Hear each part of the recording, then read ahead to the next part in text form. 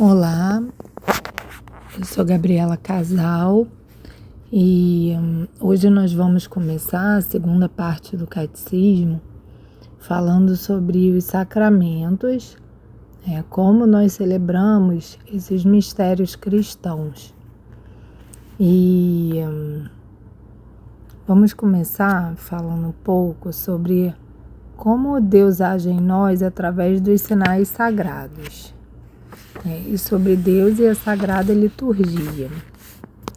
Então, na celebração dos mistérios cristãos, que são os sacramentos, acontece o nosso encontro com Jesus Cristo no tempo. Até o fim dos dias, Ele está presente na sua igreja. E a liturgia é um encontro mais profundo com Jesus. Então, explicando um pouco o que é a liturgia, ela é uma ação pública, um serviço, uma obra do povo e para o povo. Então, nas tradições cristãs, a liturgia, ela significa que o povo de Deus participa na ação de Deus. E o cerne das celebrações litúrgicas é a Santa Eucaristia. É a ela que estão ordenadas todas as restantes, como a celebração dos outros sacramentos, a liturgia das horas, as devoções, as bênçãos e as procissões. Então, Deus, Ele age em nós através dos sinais sagrados, através dos sacramentos. E por que a igreja celebra a liturgia frequentemente? O povo de Israel, ele interrompia o trabalho para louvar a Deus 7 vezes ao dia. Jesus participou na liturgia e na oração do seu povo, ensinou os discípulos a rezar e reuniu-os na sala da última ceia, para com eles celebrar a liturgia das liturgias, que é a entrega de si mesmo na refeição. A igreja que convoca a liturgia segue o seu convite: fazer isto em memória de mim. Então, assim como uma pessoa precisa respirar para viver, também a igreja respira e vive quando celebra a liturgia. É o próprio Deus que, dia após dia, lhe insufla a vida nova e a presenteia com a sua palavra e os seus sacramentos. Então, cada celebração litúrgica é como um ponto de encontro de amor que Deus escreve na nossa agenda. Quem alguma vez já sentiu o amor de Deus, comparece com todo prazer. E quem comparece, mesmo sem sentir nada durante algum tempo, revela a Deus a sua fidelidade. E a liturgia, ela é o culto divino oficial da igreja. Uma celebração litúrgica não é um evento feito de boas ideias e de cânticos fantásticos. A liturgia não é feita nem inventada, ela é algo vivo que foi crescendo numa fé de séculos. Uma celebração litúrgica é um acontecimento sagrado e venerável. E o próprio Deus, que está presente nos seus sinais sagrados e nas suas preciosas orações, muitas vezes antiquíssimas. E como disse o cardeal Joseph Ratzinger, em Deus e o Mundo, ele fala: quando nós celebramos a liturgia, nós estamos também a participar da apresentação de Jesus ao Pai, na comunhão dos santos. E por que tem a liturgia prioridade na vida da igreja e de cada um? Então, a liturgia é simultaneamente a meta para a qual se encaminha a ação da igreja e a fonte de onde promana toda a sua força.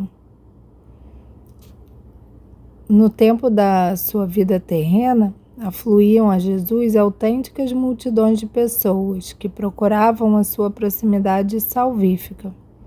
Ainda hoje podemos encontrar, pois ele vive na sua igreja.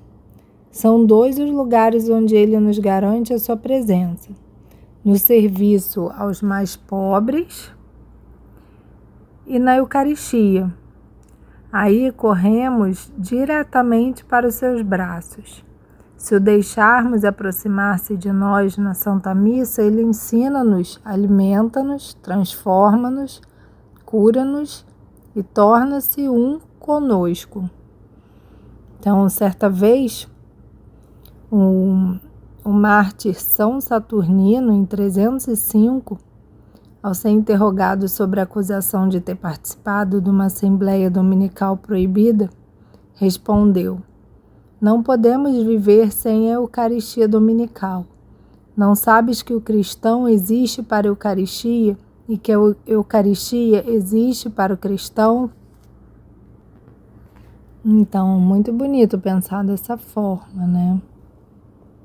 A importância que ele deu à Eucaristia. E o que acontece conosco quando celebramos a liturgia? Quando nós celebramos a liturgia, introduzimos-nos no amor de Deus, curados e transformados. Toda a liturgia da igreja e todos os sacramentos servem para termos a vida e a termos em abundância. Ao celebrarmos a liturgia, encontramos-nos com aquele que diz: eu sou o caminho, a verdade e a vida. E Deus concede proteção a quem está abandonado e participa na liturgia. Então, vamos falar um pouco sobre Deus e a Sagrada Liturgia. Qual a origem última da liturgia? A origem última da liturgia é Deus, no qual acontece uma festa de amor eterno e celestial, a alegria do Pai, do Filho e do Espírito Santo. Porque Deus é amor, quer fazer-nos participar da festa, da sua alegria e conceder-nos a sua bênção. Então, a bênção, ela é o bem que vem de Deus, é uma atitude divina que despende e guarda a vida. Deus, que é Pai, Criador de tudo, diz: é bom que estejas aqui, é bonito que existas. E isso é uma bênção. E o que é essencial na liturgia? A liturgia, acima de tudo, comunhão com Jesus Cristo. Cada celebração, e não apenas eucarística, é uma pequena festa pascal. Jesus celebra conosco a passagem da morte à vida, abrindo-a a nós. E a celebração litúrgica mais importante era a liturgia pascal, que Jesus celebrou com seus discípulos na sala de jantar na véspera da sua morte.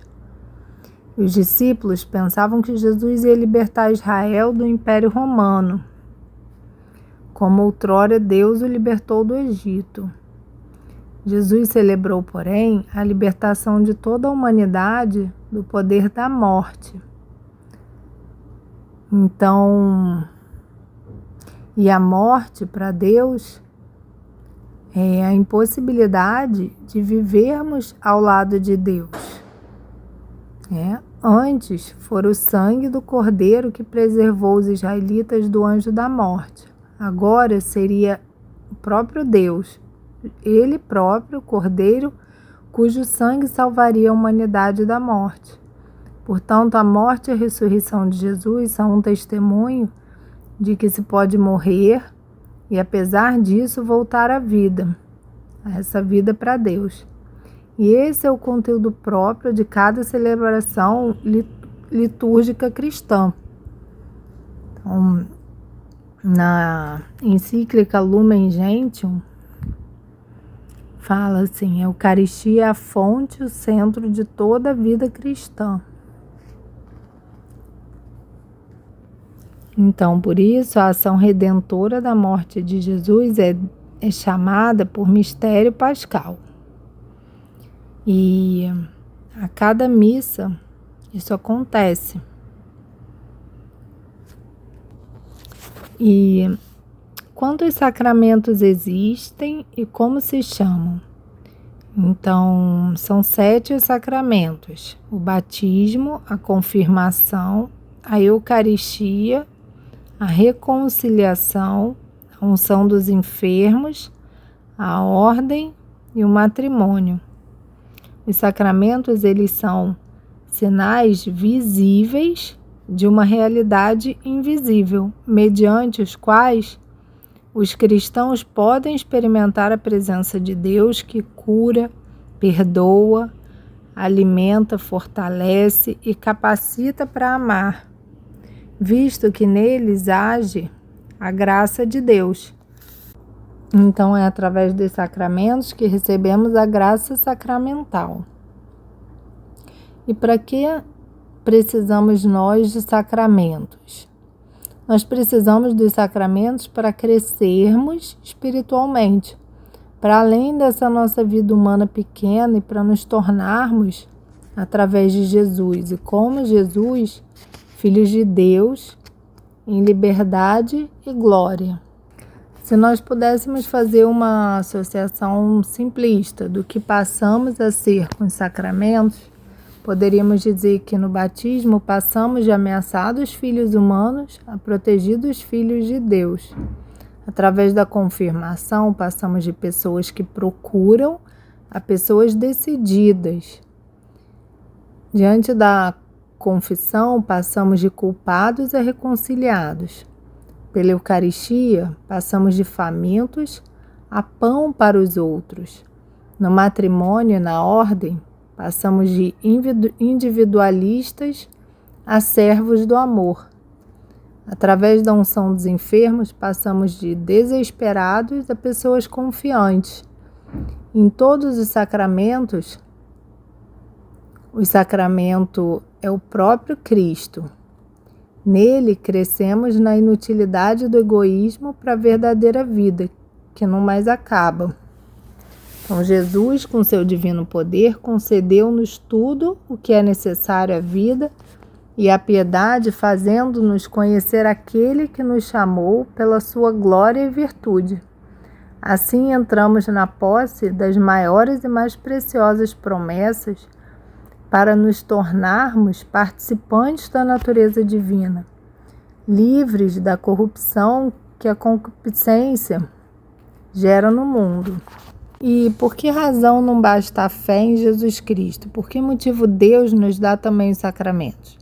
Nós devemos e podemos chegar a Deus com todos os sentidos, e não apenas com a inteligência. Por isso Deus dá-se a nós nos sinais terrenos, pão, vinho e óleo, através de palavras, unções e imposições das mãos. Então, as pessoas viram Jesus, ouviram-no, puderam tocá-lo, experimentando com isso a cura e a salvação do corpo e do espírito. Os sinais sensíveis dos sacramentos mostram esta maneira de abordar, que atinge o ser humano na sua totalidade, não apenas a cabeça, através da inteligência. Então, o que era visível no nosso Redentor passou para os seus sacramentos.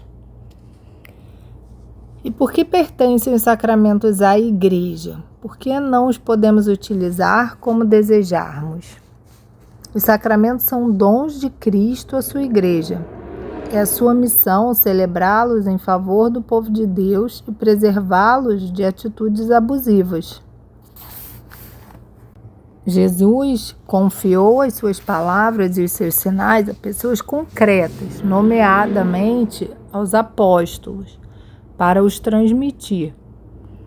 Não as entregou uma massa anônima, não os pôs à disposição da liberdade de qualquer um, mas reservou a sua gestão a um grupo específico. Então, os sacramentos são para a Igreja e existem através da Igreja. Eles existem para ela porque o corpo de Cristo, que é a Igreja, precisa ser constituído, alimentado e aperfeiçoado. Então, eles existem através da Igreja, pois os sacramentos são as forças do corpo de Cristo, como, por exemplo, na confissão em que Cristo, através do sacerdote, nos perdoa os pecados. E que sacramentos se recebem apenas uma vez na vida? Então, aqueles que nós recebemos uma vez na vida são o batismo, a confirmação e a ordem. Esses sacramentos imprimem no cristão um selo indelével. O batismo e a confirmação tornam-no, de uma vez por todas, filho de Deus e semelhante a Cristo. A ordem também marca o cristão definitivamente. Então, consequentemente, esses sacramentos eles não podem ser repetidos. E por que motivo os sacramentos pressupõem a fé? Os sacramentos eles não são magia. Um sacramento ele tem efeito por si mesmo, mas ele deve ser entendido e recebido na fé para ser eficaz. Eles não pressupõem apenas a fé, mas também a fortalecem e exprimem. Então, Jesus encarregou os apóstolos, primeiro, de fazer discípulos pelo seu anúncio, isto é, despertar a sua fé e só depois de os batizar. Portanto, são duas coisas que recebemos da Igreja, a fé e os sacramentos. Também hoje uma pessoa não se torna cristã através de um simples rito ou da inscrição numa lista, mas através do acolhimento da fé autêntica. Então, recebemos a verdadeira fé da Igreja que dá garantias da sua veracidade. Porque a fé da Igreja é exprimida na liturgia, nenhum rito sacramental deve ser alterado ou manipulado ao bel prazer individual de um ministro ou de uma comunidade. E fica sem efeito uma celebração sacramental presidida por um ministro indigno? Não. Os sacramentos eles agem por força do ato sacramental realizado, ex opere operato, isto é, independentemente da atitude moral ou da orientação espiritual do ministro. Basta ele querer fazer o que a Igreja faz. Então, em todo caso, os ministros dos sacramentos devem ser pessoas exemplares. No entanto, não é por causa da santidade dos seus ministros que os sacramentos se tornam eficazes, mas porque é o próprio Cristo que age por eles. E, além disso, ele tem em conta a nossa liberdade quando recebemos os sacramentos, pelo que eles só têm efeito se nos entregarmos a Cristo. Então, mesmo que na celebração da missa, o sacerdote celebrante seja um pecador, a missa terá o seu efeito sacramental, né? Mesmo o batismo, se for um batismo realizado com urgência, pode ser realizado mesmo por uma pessoa que não seja católica, mas que saiba o que aquilo ali significa para o católico. Então, a validade do sacramento independe do ministro que celebra e depende da nossa fé em recebê-lo.